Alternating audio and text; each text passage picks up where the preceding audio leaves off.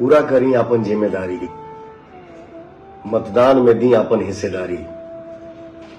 करा काट के विकास और समृद्धि के लिए वोट जरूर करें।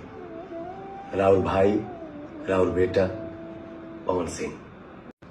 पूरा करी अपन जिम्मेदारी, मतदान में दी अपन हिस्सेदारी।